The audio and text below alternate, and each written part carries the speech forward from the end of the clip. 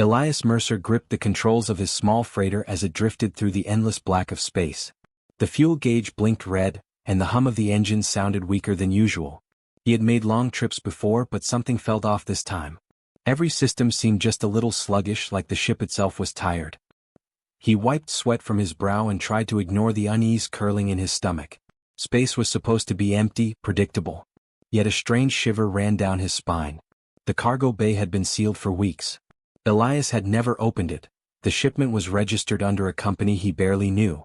But when a warning light blinked on his console, indicating a minor leak in the life support system near the bay, he had no choice.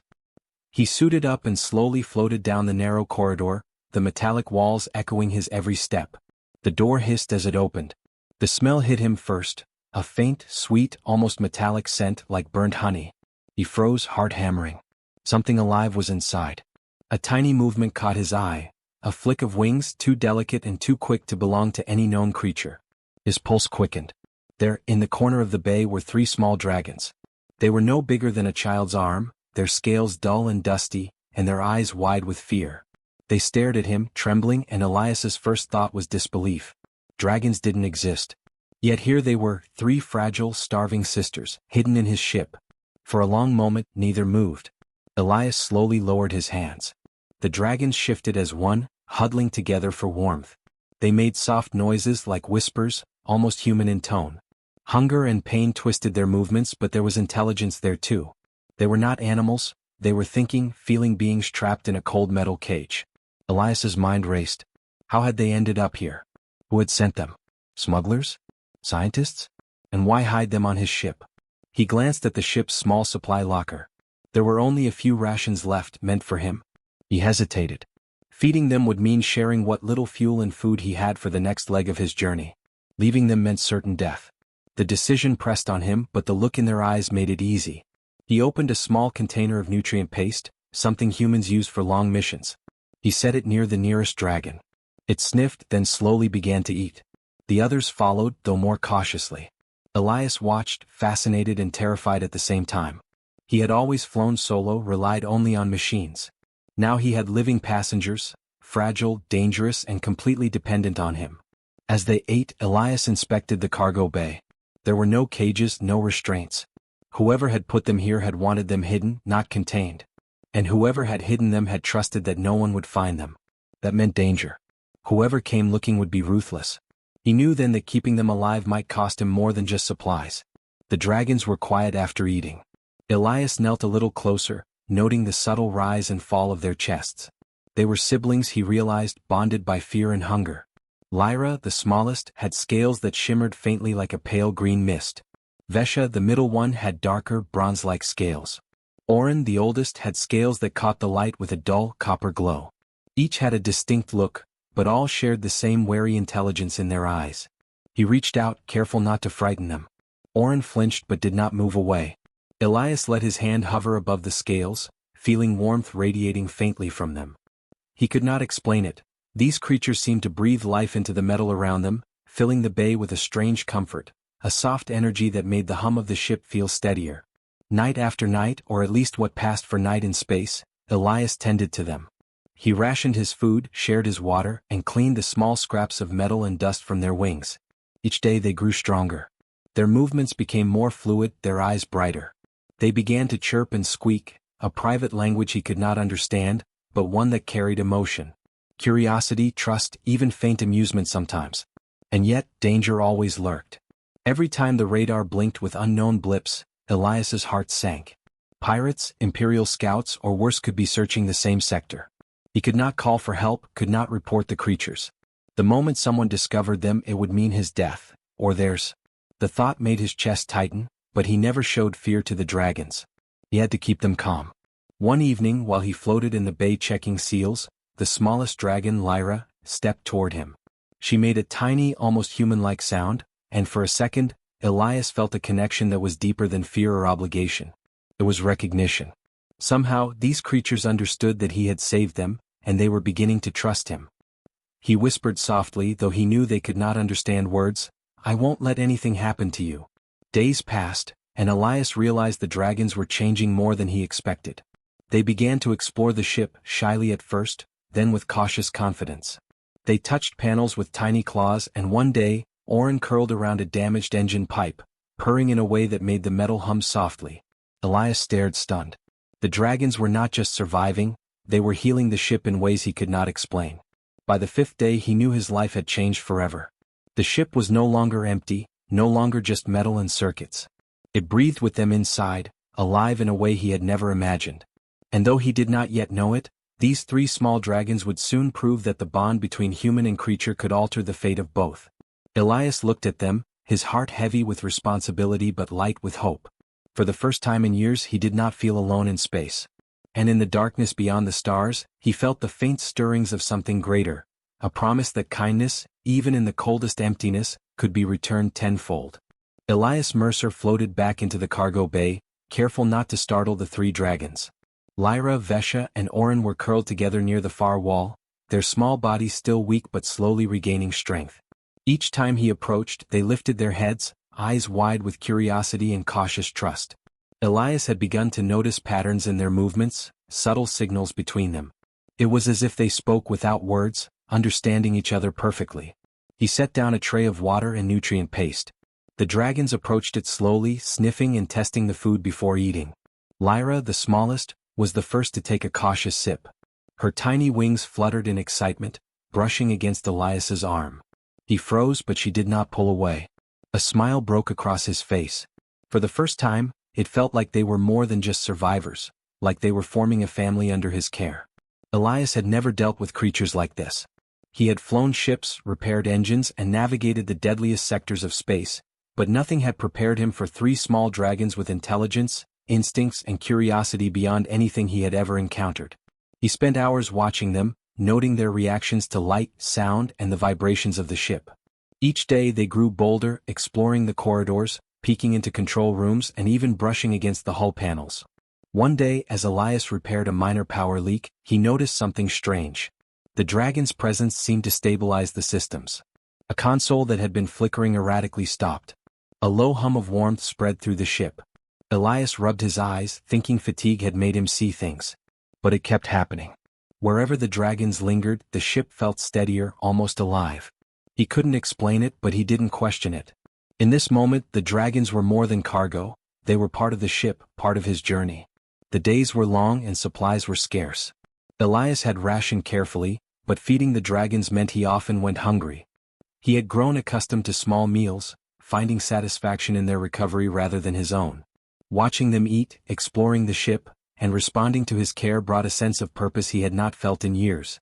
He had always been a loner, drifting through space with only machinery for company. Now he had someone, or rather something, to protect. Despite the quiet bond, danger always lingered. Sensors picked up faint blips in the distance.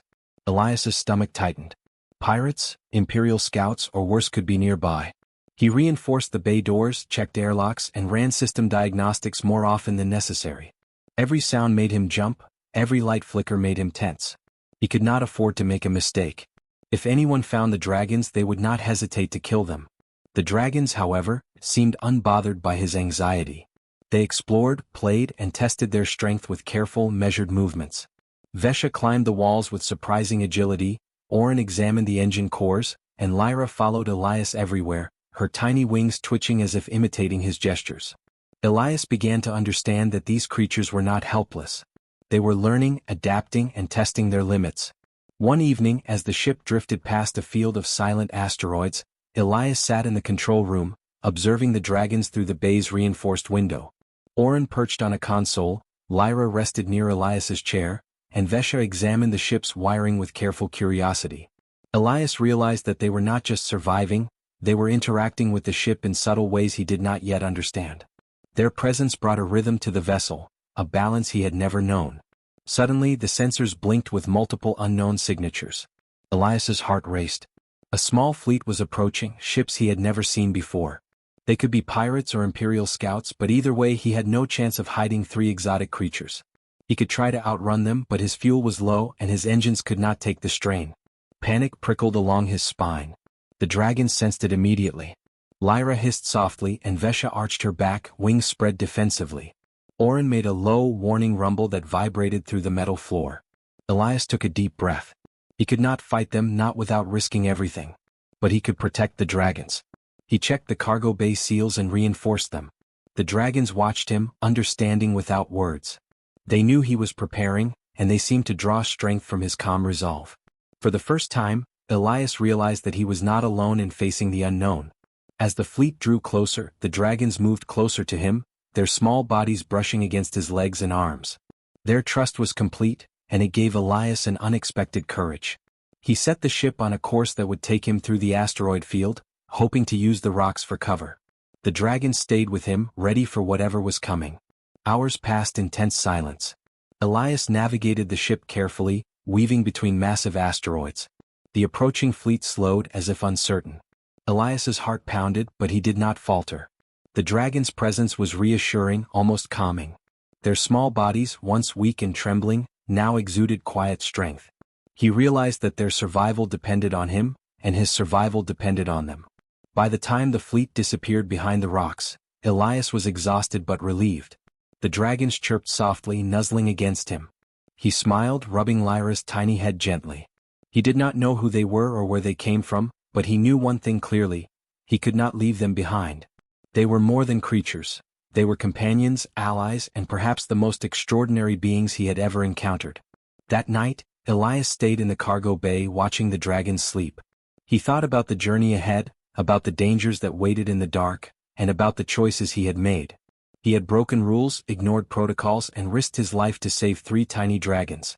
Yet in doing so, he had found something he had long thought lost: connection, purpose, and the quiet magic of trust. The dragons stirred occasionally, and Elias would glance at them, his heart swelling with determination. Whatever came next, he knew they would face it together. The ship was no longer just a vessel, it was a home, a sanctuary, and a promise. And somewhere deep inside, Elias felt the first stirrings of hope. Hope that these 3 starving sisters could teach him more about courage, loyalty, and the hidden power of kindness than he had ever learned among the stars. Elias Mercer had never been so tense in his life. The quiet hum of his ship had changed. The air felt heavier, as if something was pressing against the walls. He had grown used to the small sounds of Lyra, Vesha, and Orin exploring the cargo bay, but now even their quiet whispers seemed sharp, alert. Something was coming. Something dangerous. The sensors blinked red. A small fleet had appeared on the edge of the sector. They moved with precision, scanning every ship, every hiding spot. Elias's stomach twisted.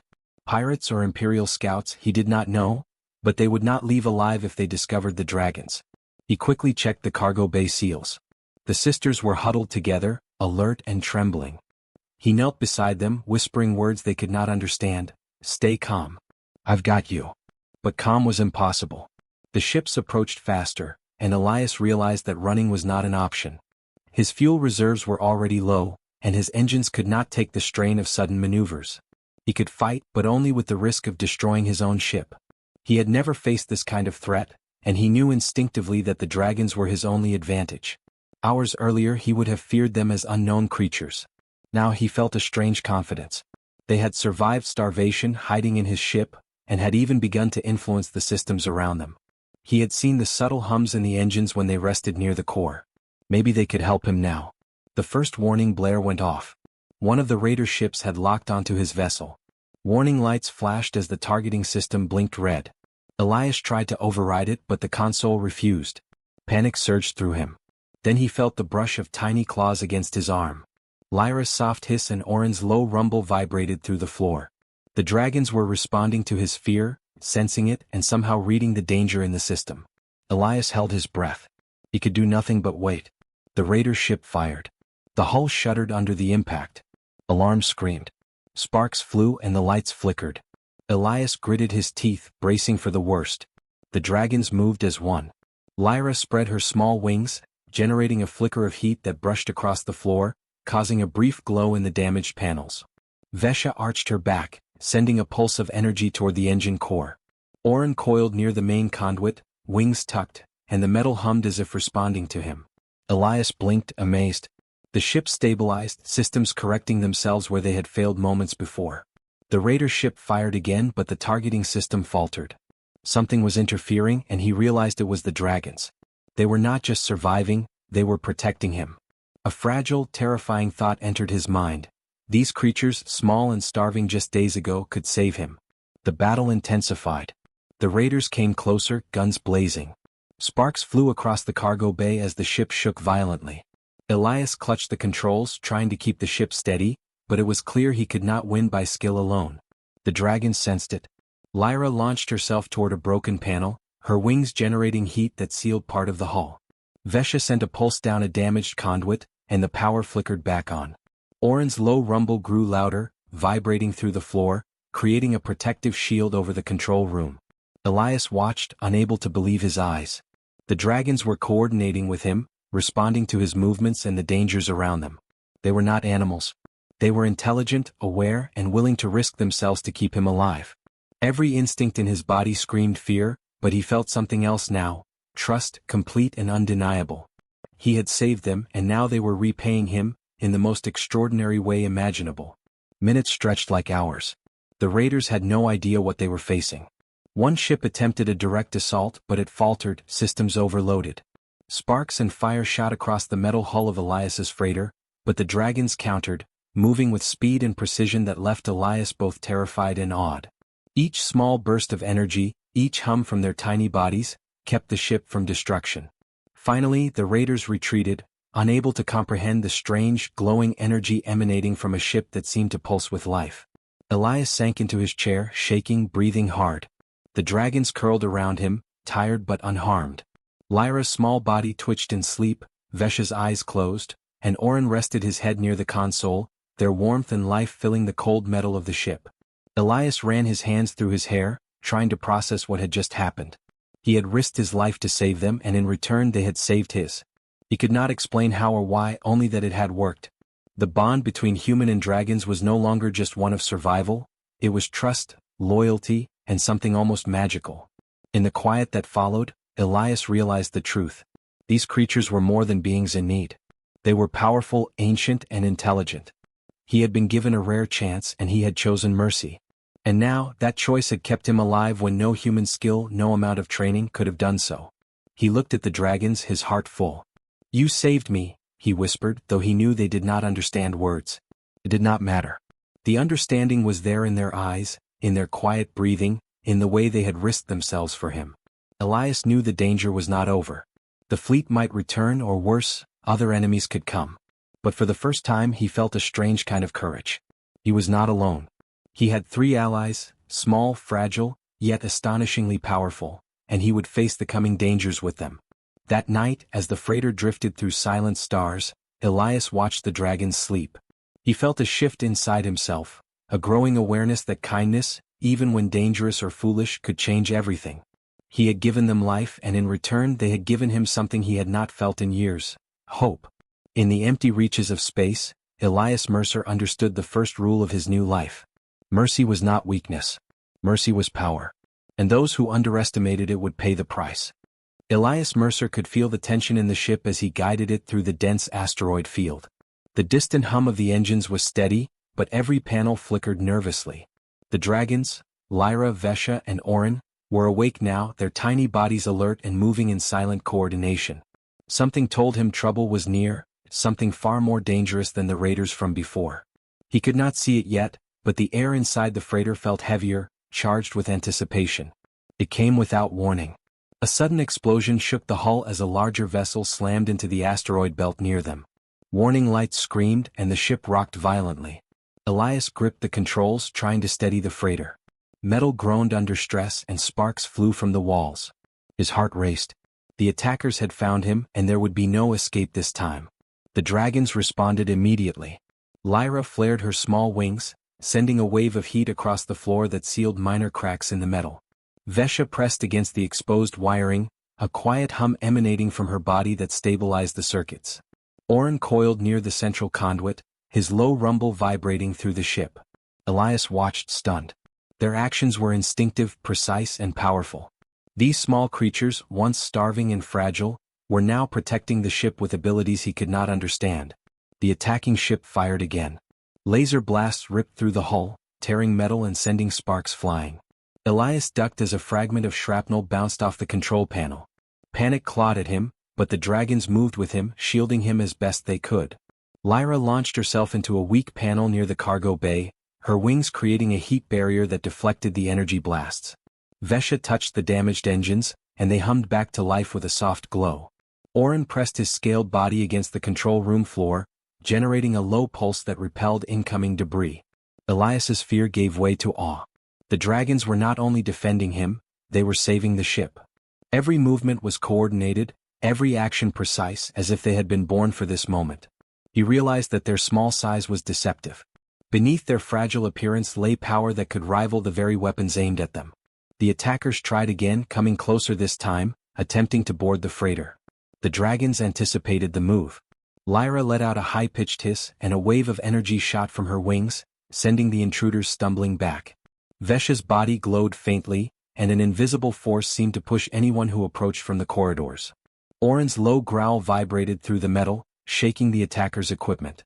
Elias watched in disbelief. They were not acting out of fear, they were acting with strategy, with intent. As the battle raged, Elias realized the freighter itself seemed alive. The lights dimmed and brightened in rhythm with the dragon's movements.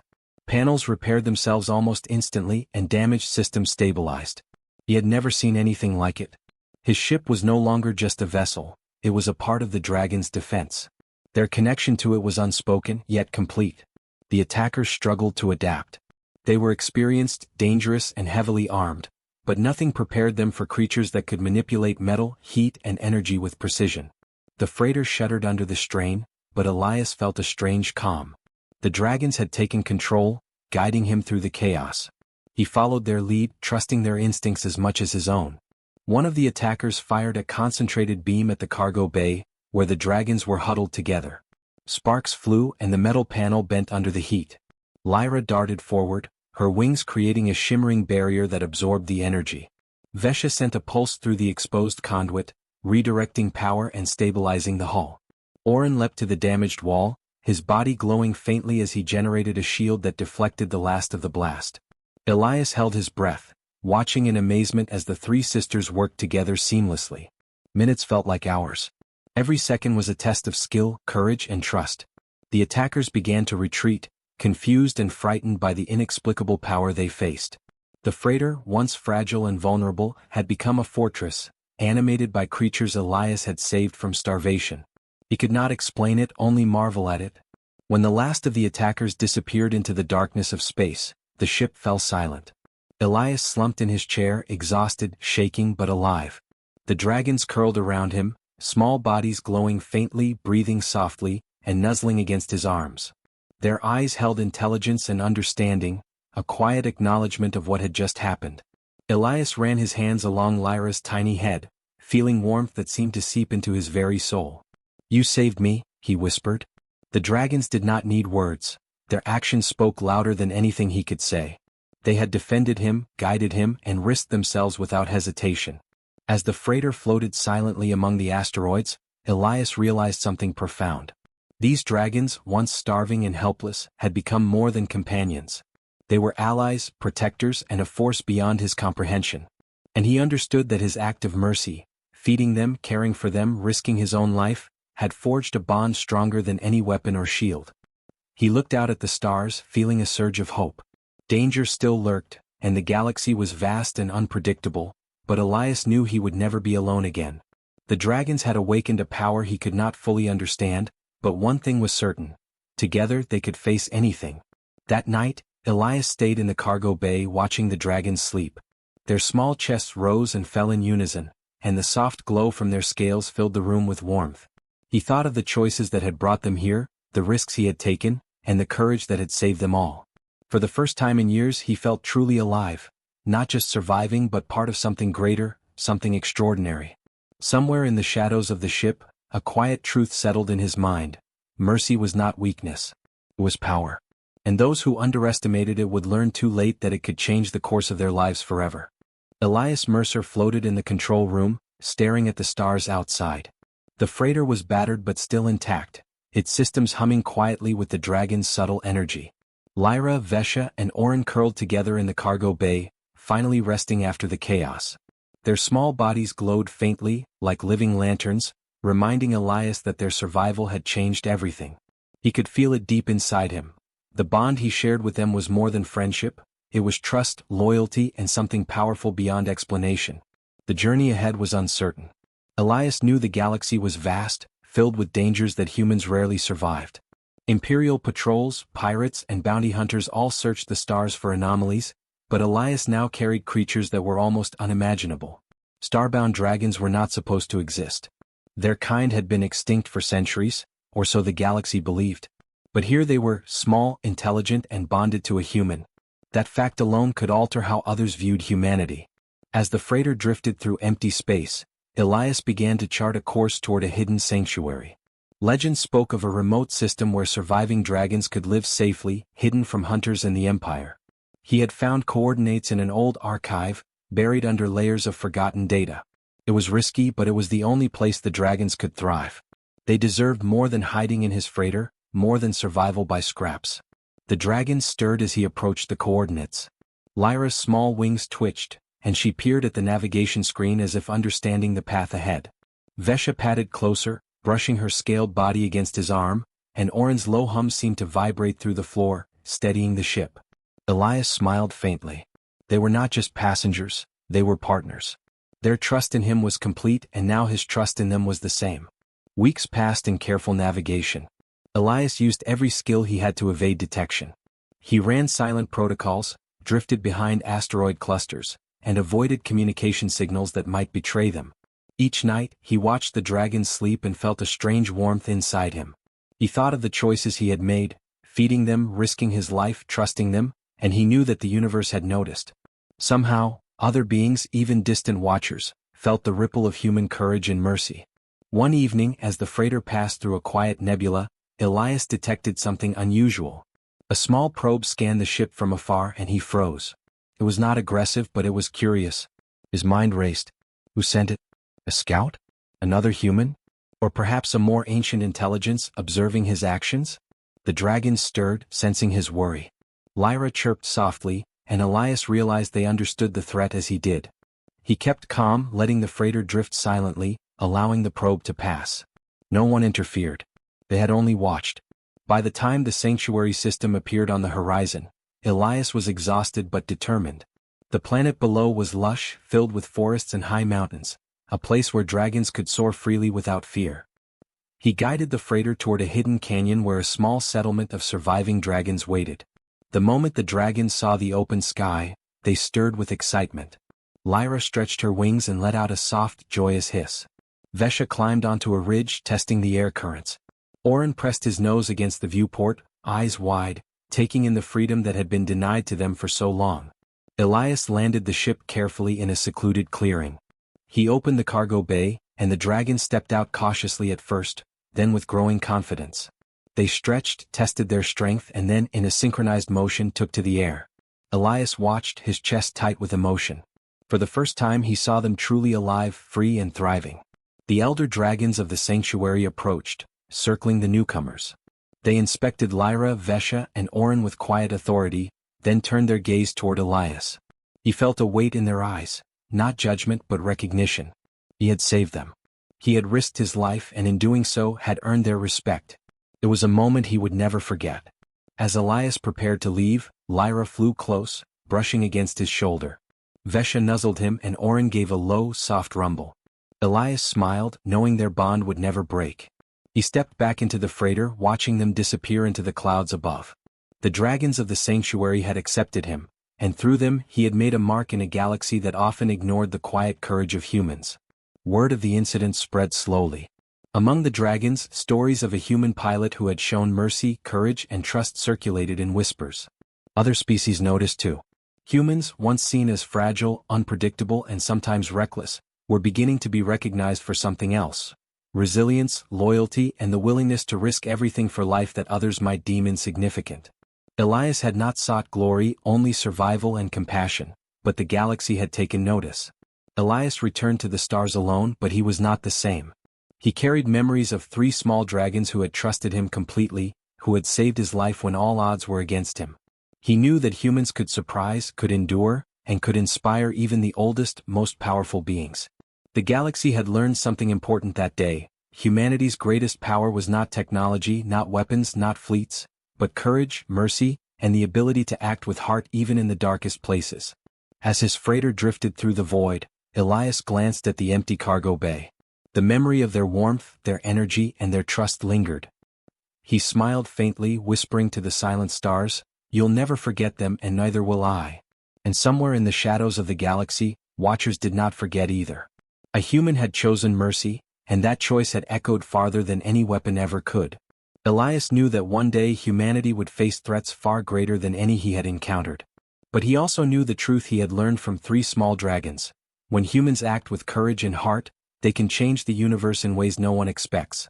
That knowledge, quiet but powerful, was now a part of him, and the galaxy would never see humans the same way again.